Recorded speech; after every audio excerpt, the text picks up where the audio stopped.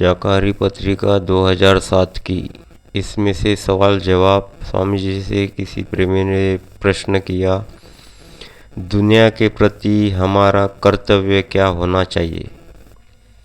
उत्तर में स्वामी जी जवाब देते हैं, हमारा कर्तव्य यह होना चाहिए कि हम सांसारिक कामों को अच्छे तरीके से करें और इसके फल को मालिक की मौज समझकर संतुष्ट रहे।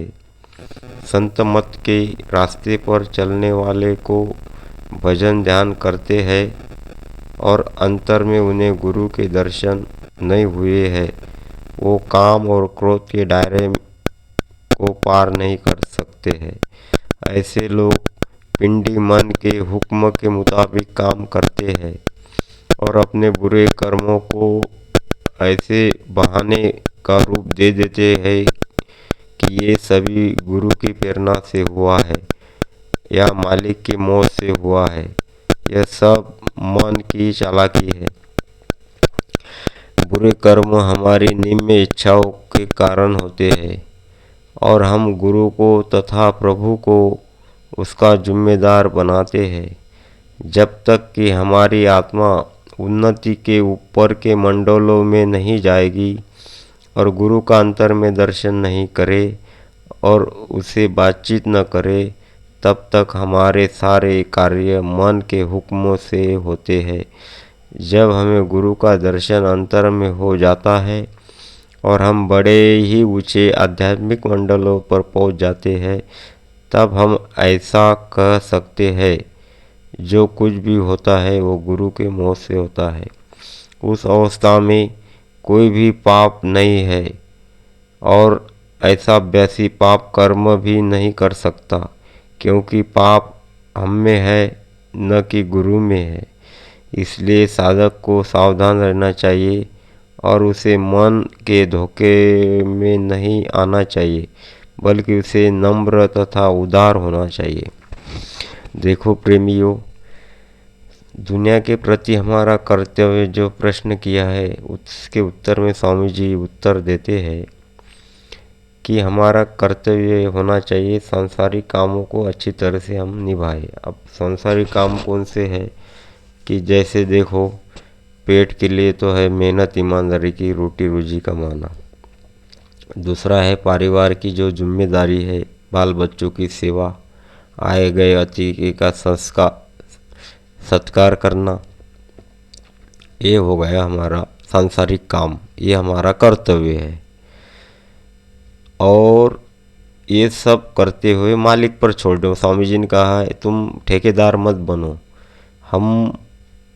हम क्या बोलते हैं कि भाई मैं हूँ तो मेरा घर खर्चा चल रहा, मैं नहीं रहूँगा तो कैसे होगा। इसलिए स्वामी जी कहते हैं ना संगत का, ना गुरु का, ना संसार का हमको ठेकेदार बनना है।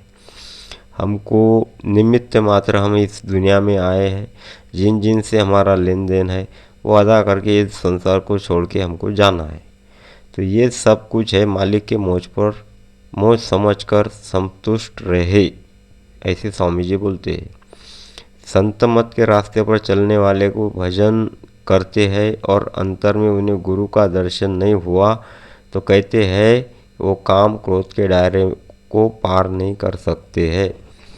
जिस प्रेमी को गुरु का अंतर में दर्शन नहीं हुआ तो कहते स्वामी जी महाराज कि वह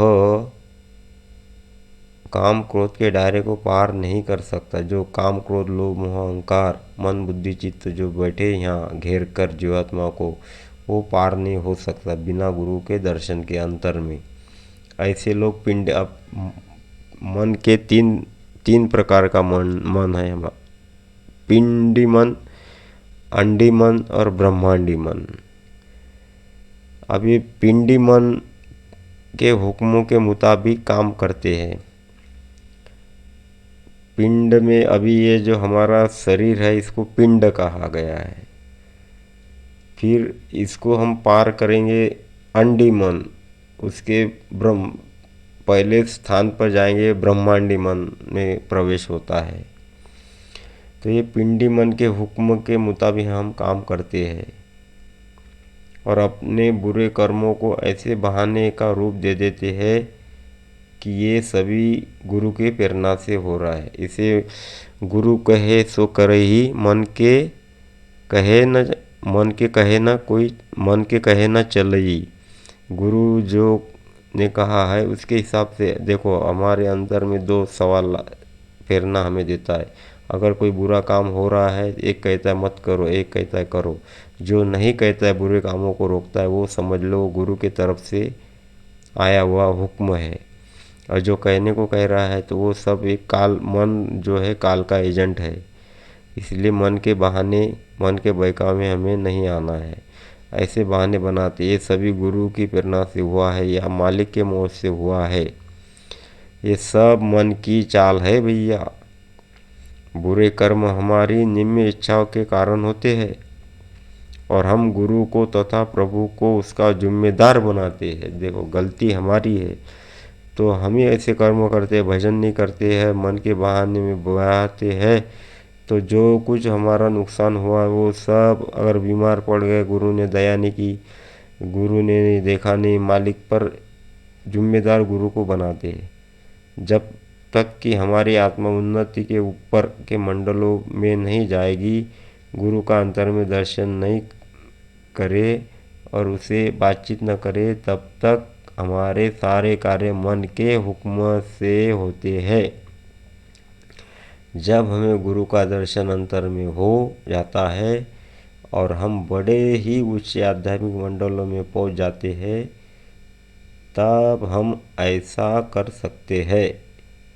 जो कुछ भी होता है वो गुरु के मौज में होता है। जब ऊपर के मंडलों में चढ़ेंगे, गुरु का दर्शन अंतर में हमको होगा, तब जाके हम ये कह सकते कि बस जो कुछ हो रहा है मालिक के मौज पर। जब तक गुरु का दर्शन नहीं होगा और कहेंगे कि भाई मालिक के मौज से हो रहा है, ये सब मन की चाल है। इसे हमें परखना है, निरखना है। उस अवस्था में कोई पाप नहीं होता और ऐसा अभ्यासी पाप भी नहीं कर सकता है, क्योंकि पाप हम में है न कि गुरु में। इसलिए साधक को सावधान रहना चाहिए। उसे मन के धोखे में कभी नहीं आना चाहिए, बल्कि उसे नम्र तथा उदार होना चाहिए। जय गुरुदेव।